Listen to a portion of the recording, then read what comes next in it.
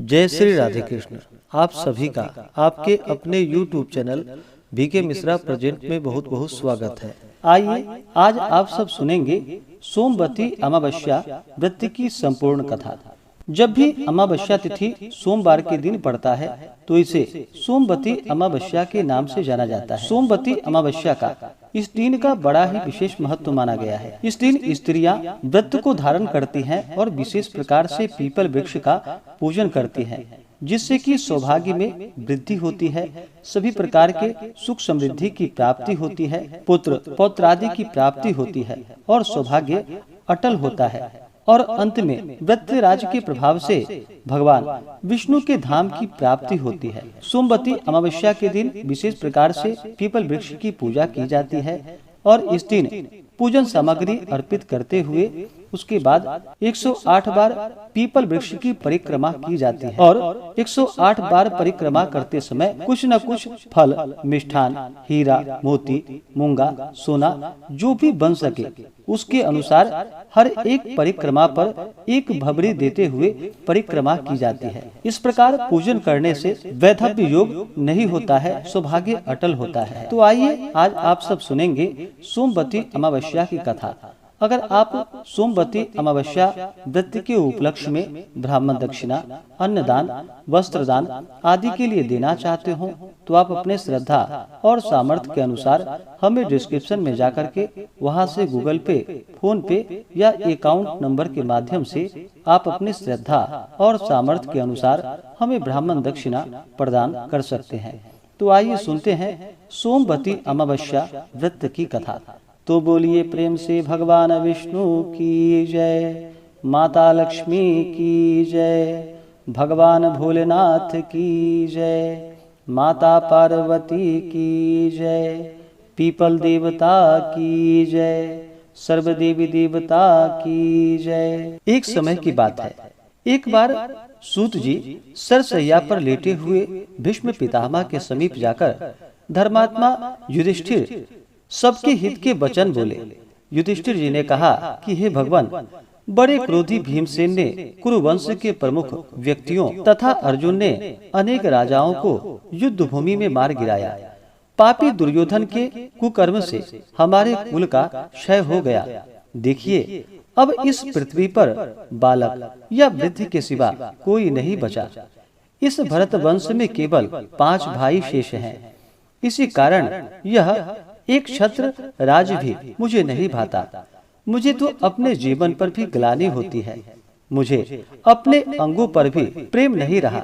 अपनी संतान का विच्छेद देखकर दिन प्रतिदिन मेरे हृदय में बड़ा संताप होता है। उधर उत्तरा बहू के गर्भ से उत्पन्न परीक्षित भी अश्वत्थामा के अस्त्र से भस्म प्राय हो गया। अब अपने वंश में कोई पिंडदान देने वाला नहीं है। यह देखकर मुझे बड़ा दुख हो रहा है। हे पितामह, मेरे दुख का क्या कोई अंत नहीं है? मुझे बतलाइए कि अब मैं क्या करूं और कहां जाऊं। आप कोई उपाय शीघ्र मुझे बतलाइए जिससे हमें चिरंजीवी संतति प्राप्त हो सके। भीष्म पितामह जी ने कहा कि सुनो हे राजा, मैं सब व्रतों में एक उत्तम व्रत कहता हूँ जिसके करने से चिरंजीविनी संतति प्राप्त हो सकती है। हे पार्थ, जिस सोमवार को अमावस्या हो उस दिन पीपल के तले जाकर जनार्दन भगवान की करे और पीपल की अष्टोत्तर शत 108 परिक्रमा करे और उतनी ही 108 गणना में रत्न या धातु या फलों को लेकर प्रदक्षिणा यानी कि फेरी करे। हे राजा, यह व्रतराज अति शुभ फल देने वाला और विष्णु भगवान को प्रसन्न करने वाला है। इस व्रत को आप उत्तरा से करावे, तब उसका मृतक गर्भ जिएगा, जो तीनों लोकों में विख्यात गुणवान पुत्र होगा। पितामह के इस वचन को सुनकर युधिष्ठिर ने कहा कि इस व्रतराज नामक व्रत को मुझसे कहिए। यह व्रत मनुष्य लोक में किससे प्रकाशित हुआ और किसने मनुष्य लोक में इस व्रत को किया? तब भीष्म पितामह जी ने कहा कि हे राजा, इस भूमि में सर्वत्र विख्यात कांची नाम की पुरी, जो चांदी के पर्वतों के समान बड़ी बड़ी उच्च धवल अटारियों से सुविराजित थी, सुंदर वेश वाले नगर के नर नारियों से सुशोभित थी और अपने अपने कर्म करने वाले ब्राह्मण, क्षत्रिय, वैश्य, शूद्रों से आवृत्ति थी। वह नगरी रूप तथा चतुराई युक्त उत्तम वैश्याओं से अलंकृत मानो कुबेर की अलकापुरी और इंद्र की अमरावती पुरी के समान थी और अग्नि देवता की तेजोवती पुरी के समान अनेक रत्नों से भरी थी। उस पुरी में बड़ा पराक्रमी रत्नसेन नाम का राजा रहता था। उस राजा के राज्य में एक देवस्वामी नामक ब्राह्मण रहता था। उस ब्राह्मण की अति सुंदर धनवती नाम की बड़ी पत्नी थी। धनवती अपने नाम के अनुसार मूर्तिमती दूसरी लक्ष्मी थी। उस पत्नी से देवस्वामी के ही सदृश बड़े गुणी 7 पुत्र और गुणवती नाम की एक कन्या हुई। उन 7 पुत्रों का विवाह हो गया और वे आनंद से अपनी पत्नियों के साथ विहार करने लगे। गुणवती कन्या अपने अनुरूप वर चाहती थी। इसी बीच एक ब्राह्मण एक दिन उसके घर भिक्षा के लिए आया। वह अपने ब्रह्म तेज से मूर्तिमान अग्नि के समान तेजस्वी था। सो उस भिक्षुक ब्राह्मण ने द्वार पर आकर आशीर्वाद प्रदान किया। उसकी मधुर वाणी सुनकर देवस्वामी की 7 पुत्र बधुएं संभ्रम से अलग अलग भिक्षा लेकर आई और उन्होंने पृथक पृथक भिक्षा उस ब्राह्मण को दी। भिक्षा के बदले उस भिक्षुक ने उन स्त्रियों को सदा सौभाग्यवती भव कहकर आशीर्वाद दिया। धनवती ने अपनी कन्या गुणवती को भिक्षा देने के लिए भेजा। गुणवती ने आकर प्रस्थान के लिए उद्यत भिक्षुक को रोककर भिक्षा दी तो उस भिक्षुक ने गुणवती को भी आशीर्वाद देते हुए कहा कि हे शुभे, तुम धर्मवती हो। आशीर्वाद सुनकर गुणवती अपनी माता के पास गई और कहा, माताजी, भिक्षुक ने मुझे धर्मवती होने का आशीर्वाद दिया है। इस बात पर गुणवती की माता अपनी पुत्री गुणवती को साथ लेकर भिक्षुक के पास आई और गुणवती से उस भिक्षुक को फिर से प्रणाम करवाया। भिक्षुक ने फिर गुणवती को वही आशीर्वाद दिए जो पहले दिया था। तब उसकी माता धनवती बड़ी चिंतित होकर बोली कि हे भगवान, हे विप्र, आप मुझ पर प्रसन्न हो और मेरे वचन को ध्यान देकर सुने और मन में विचार कर उसका उत्तर दे, क्योंकि मुझे बहुत बड़ा संदेह है कि आपने मेरी पुत्र वधुओं को सदा सौभाग्यवती रहने का वरदान दिया है तथा मेरी गुणवती कन्या को आपने विपरीत वरदान क्यों दिया है। हे भद्रे, तुम सदा धर्मवती हो, यही बार बार आपने आशीर्वाद दिया है, परंतु इसे आपने सदा सौभाग्यवती होने को वर नहीं दिया। हे विप्र, इसका क्या कारण है, आप मुझे बतलाइए, मुझको बड़ा संदेह हो रहा है। तब भिक्षुक ने कहा कि हे धनवती, तुम धन्य हो और जगत में विख्यात चरित्रवती हो। देखो, गुणवती को मैंने जो आशीर्वाद दिया है सो उसके भाग्य के योग्य है, क्योंकि तेरे गुणवती को सप्तपदी पढ़ते समय ही वैधव्य प्राप्त होगा। इससे इसको सदा धर्माचरण करना पड़ेगा। इसी से मैंने इसे यह वर दिया है कि तू सदा धर्मवती होगी। यह सुनकर धनवती बड़ी चिंता में आ गई। उसने उन्हें फिर से प्रणाम करके उनसे प्रार्थना की, हे विपेंद्र, आप इसके प्रतिकार का उपाय भी अवश्य जानते होंगे, सो हे दयानिधे, मुझ पर दया करके कोई उपाय बतलाएं। तब भिक्षुक ब्राह्मण ने कहा, जब कभी तेरे घर में सोमा आवे तब हे सुंदरी, उस सोमा का विधिवत पूजन करने से ही इसका वैधव्य दोष दूर हो जाएगा।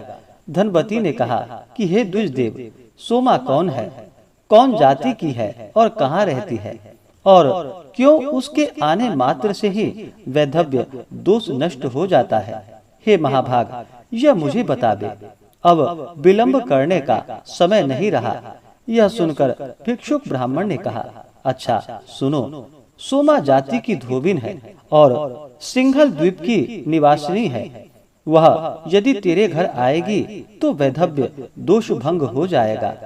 इतना कहकर वह ब्राह्मण भिक्षुक भिक्षा के लिए अन्यत्र किसी घर को चला गया। तब धनवती ने अपने पुत्रों से कहा कि हे पुत्रों, तुम्हारी बहन गुणवती का सोमा के आगमन मात्र से ही वैधव्य दोष दूर हो जाएगा। सो जिसको पिता की भक्ति तथा माता के वचन का ध्यान हो, वह अपनी बहन को साथ लेकर सोमा को लाने के लिए जाए। पुत्रों ने कहा कि हे माता, तुम्हारे अंतःकरण का भाव जान लिया है। तुम्हारा हृदय पुत्री के स्नेह वश व्याकुल है। यही कारण है कि तुम पुत्रों को सोमा को लाने के लिए दुर्गम स्थान में भेज रही हो, क्योंकि उस मार्ग में 100 योजन विस्तृत दुर्लभ दुस्तर समुद्र पड़ता है। उसे पार करके जाना आना साधारण काम नहीं है। हम यहाँ से जाने में सर्वथा असमर्थ हैं। देव स्वामी ने कहा कि मैं 7 पुत्रों का पिता होकर भी निपुता अच्छा होता। कोई मत जाओ, मैं स्वयं सिंघल द्वीप जाऊंगा और पुत्री का वैधव्य नाश करने वाली सोमा को जैसे बनेगा वैसे ले आऊंगा। कुपित पिता देव स्वामी के वचन सुनकर उस समय शिव स्वामी नाम के सबसे छोटे पुत्र ने कहा कि पिताजी, आप इस तरह कुपित ना हो और ऐसा वचन मत कहें।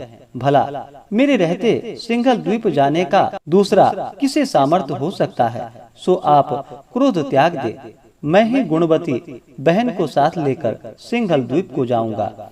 ऐसा कहकर शिव स्वामी उठा और पिता को प्रणाम करके अपनी बहन गुणवती को साथ लेकर सिंघल द्वीप को चल पड़ा। वह बहुत दिनों में जाकर समुद्र के तीर पर पहुंचा और समुद्र को पार करने के लिए शिव स्वामी ने बहुत प्रयत्न किए। शिव स्वामी ने अपनी समीप में ही एक बड़ा भारी वट का वृक्ष देखा। उस वृक्ष के खोते में गिद्ध के बच्चे रहते थे। उसी के नीचे बैठकर शिव स्वामी और गुणवती ने वह दिन बिता दिया। उसी समय वह गिद्ध बच्चों के लिए चारा लेकर आया और उन बच्चों को चुगाने लगा। पर उस दिन शावकों ने गिद्ध से चारा नहीं खाया। वह चिंताकुलित मन वाले बच्चों से गिद्ध ने कहा कि हे पुत्रों, तुम भूखे होकर भी आज चारा क्यों नहीं चुग रहे हो? मैं तुम्हारे लायक कोमल और ताजा मांस लाया हूँ, फिर भी तुम नहीं खाते हो। तब बच्चों ने कहा कि सुनिए पिताजी, आज वृक्ष के नीचे 2 मनुष्य बैठे हुए हैं। उनके खाए बिना हम भला भोजन कैसे कर ले? बच्चों के वचन को सुनकर गिद्ध का हृदय भर आया और उन दोनों के पास आकर उसने कहा कि हे द्विज, तुम्हारा काम हो गया। मैं स्वयं तुम्हारा काम करूंगा। जो काम हो सके वह मुझसे कहो और कुछ भोजन कर लो। शिव स्वामी ने कहा कि मैं इस समुद्र के पार सिंघल द्वीप को जाना चाहता हूँ और यही इच्छा है कि इस गुणवती का वैधव्य नष्ट करने वाली सोमा चली आवे। वह गिद्ध बोला, मैं कल प्रातः ही तुमको इस समुद्र के पार पहुँचा दूंगा और सोमा नाम वाली रजकी का घर भी मैं सिंघल द्वीप में दिखा दूंगा। तब रात्रि बीतने और सूर्य के उदय होने पर उस वेगवान गिद्धराज ने शिव स्वामी तथा गुणवती को समुद्र के पार ले जाकर पहुंचा दिया। वे दोनों सिंघल द्वीप में जाकर सोमा धोबन के घर के समीप ही टिक गए। तब वे दोनों नित्य प्रातः काल के समय सोमा के आंगन को झाड़ बुहार कर लीपने लगे।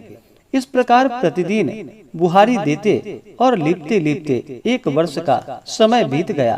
एक दिन सोमा ने अपनी पतोहू तथा पुत्रों को बुलाकर पूछा कि यहाँ आंगन में बुहारी कौन दे जाया करता है और कौन लीप जाया करता है, यह मुझको बतलाओ। तब वे बोले कि हमने तो कभी नहीं बुहारी लगाई और ना ही लीपी है। यह सुनकर सोमा को बड़ा विस्मय हुआ। इस बात की बहुत कुछ तलाशी की। तब एक दिन उस धोबन सोमा ने प्रातः काल के समय ब्राह्मण की पुत्री को आंगन में झाड़ू लगाते देखा। उसी दिन उसके भाई को आंगन में गोबर से लिपते हुए देखा। तब सोमा ने उनसे पूछा कि तुम कौन हो? तब उन्होंने उत्तर दिया कि हम दोनों ब्राह्मण हैं। तब सोमा ने हाय हाय कहकर और कहा कि तुमने तो मुझे भस्म कर दिया। तुम दोनों ब्राह्मण होकर भी मेरे घर में झाड़ू लगाते और लीपते हो। हाय, मैं इस पाप से कौन सी गति पाऊंगी, क्योंकि मैं तो जाति की धोबन हूँ और आप ब्राह्मण हैं। तुम ब्राह्मण होकर मेरे घर में बुहारी देते हो, यह नीति विरुद्ध काम तुम क्यों करते हो? तब शिव स्वामी ने कहा कि यह मेरी गुणवती नाम की सुमध्यमा बहन है, इसके भावर पड़ते ही वैधव्य होना लिखा है, सो तुम्हारे समीप होने से इसका वैधव्य नष्ट हो जाएगा। इसलिए मैं अपनी बहन गुणवती को लेकर तुम्हारी सेवकाई करने के लिए आया हूँ। सोमा ने कहा, बस अब तुम आज से यह काम मत करो, मैं तुम्हारी आज्ञा से जहाँ तुम कहोगे वहाँ चलूंगी, तुम्हारी आज्ञा पालन करूंगी। ऐसा कहकर घर में जाकर सती सोमा ने अपनी पतोहू से कहा कि मैं यहाँ से इनके साथ जा रही हूँ। आज से यदि कोई भी प्राणी मेरे राज्य में मरे तो तुम उसकी रक्षा करना। जब तक मैं न आऊं तब तक किसी के कहने से अग्नि में जलाना नहीं। तब उनकी पुत्र वधुओं ने अपनी सास की बात को अंगीकार कर लिया और सोमा वहां से चलकर महासागर के पास आई और उसने क्षण भर में समुद्र के पार पहुंचा दिया। तदंतर वह स्वयं आकाश मार्ग से उड़कर क्षण में समुद्र को पार कर गई। तब वे तीनों एक निमेष में कांचीपुरी में आ पहुँचे। तब धनवती ने सोमा को आई हुई देखकर प्रसन्न मन से उनकी पूजा की। इसी बीच शिव स्वामी भी देशांतर से अपनी बहन के वर पाने की इच्छा से उज्जैनी नाम की नगरी चला गया। वहाँ से देव शर्मा ब्राह्मण का पुत्र रुद्र शर्मा, जो कि बड़ा गुणी था, उसे अपनी बहन गुणवती के वर हेतु वर लाया। तब रजकी सोमा के समक्ष गुणवती का रुद्र शर्मा के साथ विवाह होने लगा। तब सुंदर नक्षत्र तथा सुंदर लग्न से देव स्वामी ने रुद्र शर्मा को अपनी कन्या दान कर दी। तदंतर जबकि विवाह मंत्रों से अग्नि में हवन किया जा रहा था, तो भावर पड़ते ही गुणवती का वह रुद्र शर्मा मर गया। यह दशा देखकर घर के सभी लोग रोने लगे, पर सोमा को कुछ आकुलता नहीं हुई और उन लोगों के रुदन से बड़ा ही कोलाहल मच गया। तत्काल उस सोमा रजकी ने गुणवती के लिए दत्तराज के पुण्य का संकल्प करके उसे दे दिया, जो कि अपमृत्यु का विनाशक था। उस व्रतराज के प्रभाव से रुद्र शर्मा तुरंत सोए हुए के समान जाग उठा। इस प्रकार उस विवाह कार्य को समाप्त कर तथा व्रतराज का उपदेश देकर उसने धनवती से आज्ञा मांगी। इस प्रकार सोमा धोबिन मरे हुए उस ब्राह्मण को जिलाकर हर्ष से पूर्ण मनोरथ होकर अपने घर को लौट गई। इसी बीच सोमा के घर में पहले उसके पुत्र मरे, बाद में उसका स्वामी मर गया और इसके पश्चात उसका दामाद स्वर्ग सिधार गया। सोमा के आने के बाद ही सोमवार युक्त अमावस्या तिथि आ पहुंची, जो मृत संजीवनी तिथि कहलाती है। इसी समय सोमा ने कहीं जल के समीप खड़ी एक वृद्ध स्त्री को देखा, जो रुई के बोझ से दबी जा रही थी और बड़ी दुखनी होकर बुरी तरह से रो रही थी। उस वृद्धा ने सोमा को देखकर कहा, बेटी, मेरे सिर पर से रुई के भार को उतार लो, मैं इसके बोझ से दबी जा रही हूँ और इसी से रोती हूँ। सोमा ने कहा कि हे वृद्धे, आज एक तो अमावस्या तिथि है, दूसरे सोमवार भी है, इसलिए आज के दिन मैं रुई नहीं छूऊंगी। मेरा आज के दिन का यह नियम है। उसी जगह एक मूलियों का बोझ लिए हुई अन्य स्त्री को भी सोमा ने देखा। सोमा को देखकर उस मूली वाली ने भी कहा कि मैं इनके बोझ से दब रही हूँ, तुम मेरा बोझ उतार दो और तनिक मेरे पास खड़ी हो जाओ, मैं तो तुम्हारे संग चलूंगी। सोमा ने कहा कि क्या तुमको नहीं मालूम कि आज सोमवती अमावस्या का दिन है? सो मैं आज के दिन मूल और तुल का सभी स्पर्श नहीं करती। इसके बाद पीपल के वृक्ष तले पहुँच और नदी के तट पर जा तीर्थ स्नान करके उसने शर्करा से विष्णु भगवान का पूजन किया। तदंतर उस बड़ भागिनी ने 108 बार प्रदक्षिणा की। भीष्म पितामह कहते हैं, जब उसने शर्करा हाथ में लेकर अष्टोत्तर शत प्रदक्षिणा की। तभी उसके जामाता, पति तथा पुत्र सब जीवित हो उठे और वह नगर शोभा से परिपूर्ण हो गया और वह घर भी अपरिमित धन से भर गया। तब सोमा अपने घर को आई। उसने अब अपने भ्राता और पुत्रों तथा दामाद को जीवित देखा और उन जाते हुए लोगों के पास आई तो उसने अपने को कृत्य माना। तब सब पुत्र वधुओं ने आकर उस तपस्विनी को प्रणाम किया और यह पूछने लगी कि हे देवी, तुम्हारे पति जामाता बांधव मर गए थे, तब सब कैसे और किस तरह जीवित हो उठे, यह हमें बतलाओ। तब सोमा बोली कि मैंने गुणवती को व्रतराज का पुण्य अर्पण किया था। उस पुण्य दान से इनकी आयु समाप्त हो गई थी, इसी से यह सब मर गए थे। फिर मैंने तूल को तथा मूल को जो नहीं छुआ और हे पुत्र वधुओं, जो पीपल में विष्णु का पूजन करके शर्करा को हाथ में लेकर अष्टोत्तर शत यानी कि 108 बार प्रदक्षिणा की, इस पुण्य के प्रभाव से पति, जामाता तथा पुत्र फिर से जीवित हो उठे हैं। अब से तुम सब भी इस व्रतराज का विधान अवश्य करती रहो, इससे तुम लोगों को कभी भी वैधव्य प्राप्त नहीं होगा और सदा सौभाग्य बढ़ता रहेगा। यूँ कहकर सोमा ने सब पुत्र वधुओं से यह व्रत करवाया। तब अनेक भोगों को भोग कर वह अपने पति, पुत्रादि के साथ सबों से परिवृत्त होती हुई विष्णु लोक को जा पहुँची। हे पार्थ, यह मैंने विस्तार के साथ आपसे कहा है। युधिष्ठिर जी बोले कि हे महाराज, इस व्रत का महात्म्य तथा विधि विस्तार से कहिए कि यह व्रत किसे करना चाहिए। तब भीष्म पितामह बोले कि हे पार्थ, जब सोमवार युक्त अमावस्या हो, उस दिन का पुण्य काल देवों को भी दुर्लभ होता है। हे कुरुनंदन, उस दिन सवेरे व्रती जलाशय में जाकर मौन भाव से स्नान करे, फिर कौशेय अर्थात रेशमी वस्त्र पहने और व्रती पीपल वृक्ष के समीप जाकर उसकी जड़ में मंत्र सहित विष्णु भगवान का पूजन करे और पूजन में यह मंत्र पढ़े कि व्यक्त अव्यक्त रूप वाले, सृष्टि स्थिति तथा अंत करने वाले, आदि मध्य व अंत रहित विष्णुश्रवा भगवान को नमस्कार है। यही विष्णु पूजा का मंत्र है। इस तरह पीत वस्त्र, अक्षत, विविध प्रकार के फल, पुष्प तथा अनेक प्रकार के भक्ष्य, भोज्य, लोह्य तथा चोष्य पदार्थों से गोविंद का पूजन करे। तदंतर पूर्वोक्त मंत्र से पीपल वृक्ष का पूजन करे और हाथ जोड़कर कहे कि हे अस्वस्थ, तुम अग्नि के आश्रय हो, गोविंद के उत्तम निवास हो, अतएव हे वृक्षराज, मेरे सब पापों को दूर कर दो, मैं आपको प्रणाम करता हूँ।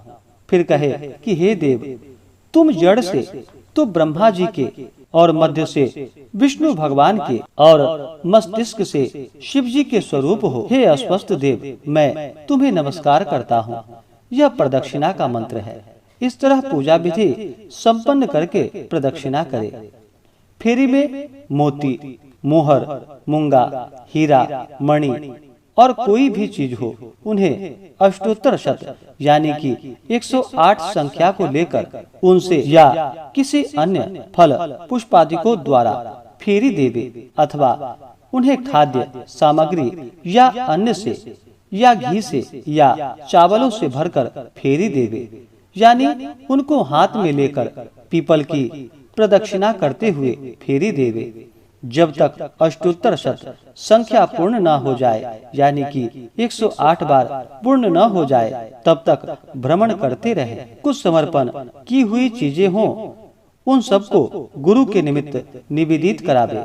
फिर सुवासिनियों का सोमा की प्रसन्नता के लिए पूजन करे और ब्राह्मणों को अन्न दान देकर मौन भाव से स्वयं भी भोजन करे। हे भूप, इस प्रकार मैंने व्रतराज की विधि आपसे कह सुनाई है, सो आप भी द्रौपदी, सुभद्रा और उत्तरा से इस व्रतराज को करवाइए। इस व्रतराज को करने से उत्तरा के गर्भ का मरा हुआ बालक फिर से जी उठेगा। तब युधिष्ठिर ने पूछा, जो स्त्री स्वल्प धन वाली तथा मोती, मोहर, रूपा आदि से रहित हो, उसे व्रतराज का फल कैसे प्राप्त होगा, यह आप मुझसे कहिए। तब भीष्म पितामह जी बोले कि हे राजन, फल, पुष्प, भक्ष्य तथा वस्त्रादिकों से ताम्र पात्र अथवा एक एक सुपारी भी प्रदक्षिणा की जा सकती है, तब भी व्रती को बराबर फल मिल जाता है। इसका प्रयोजन यह है कि पीपल की फेरी खाली नहीं होती है। हे नरेंद्र, इस व्रत को तथा विष्णु के पराक्रम को तुमने सुन लिया है। जो स्त्री, पति, पुत्र तथा धन चाहती हो, वह अवश्य यह व्रत करे। इसमें किसी बात का विचार नहीं करना चाहिए। तब भीष्म पितामह जी ने कहा कि हे पार्थ, अब इसके उद्यापन की विधि मैं कहता हूँ, जिसके बिना व्रतराज की पूर्ति नहीं की जा सकती। पहले सर्वतो भद्र बनावे और उनके मध्य में एक उत्तम कलश को स्थापित करे।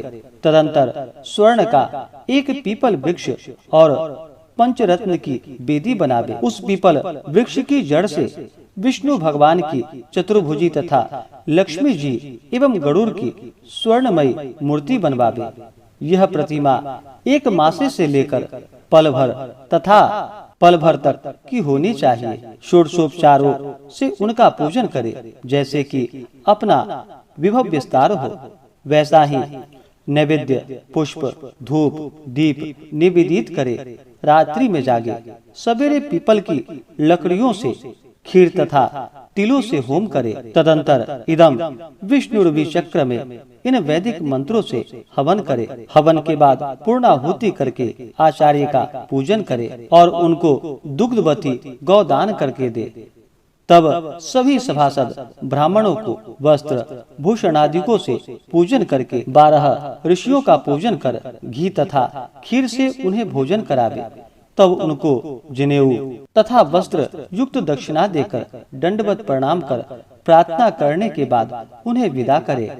उद्यापन पहले 6वें या 12वें वर्ष में करने से व्रतराज का यथोक्त फल प्राप्त होता है। इसके बाद दक्षिणा सहित वह प्रधान पीठ दान करके आचार्य को देवे। फिर उनके मुख से अच्छिद्र कहवाकर स्वयं भी मौन भाव से भोजन करे। इस प्रकार से श्री भीम विश्वोत्तर पुराणे श्री सोमवत अमावस्या व्रत कथा पूर्ण हुई। तो बोलिए प्रेम से भगवान विष्णु की जय, भगवान भोलेनाथ की जय, माता पार्वती की जय। तो आशा करता हूँ कि यह जानकारी आपको अच्छा लगा हो। ऐसे ही ज्ञानवर्धक जानकारियाँ प्राप्त करने के लिए हमारे इस चैनल पे अगर आप नए हैं तो चैनल को लाल बटन दबा करके सब्सक्राइब करें, साथ में बेल आइकन घंटी को दबाएं ताकि मेरे वीडियो का नोटिफिकेशन आपको समय से मिलता रहे। वीडियो को लाइक करें, शेयर करें। सुखी रहें और स्वस्थ रहें। जय श्री राधे कृष्ण। धन्यवाद।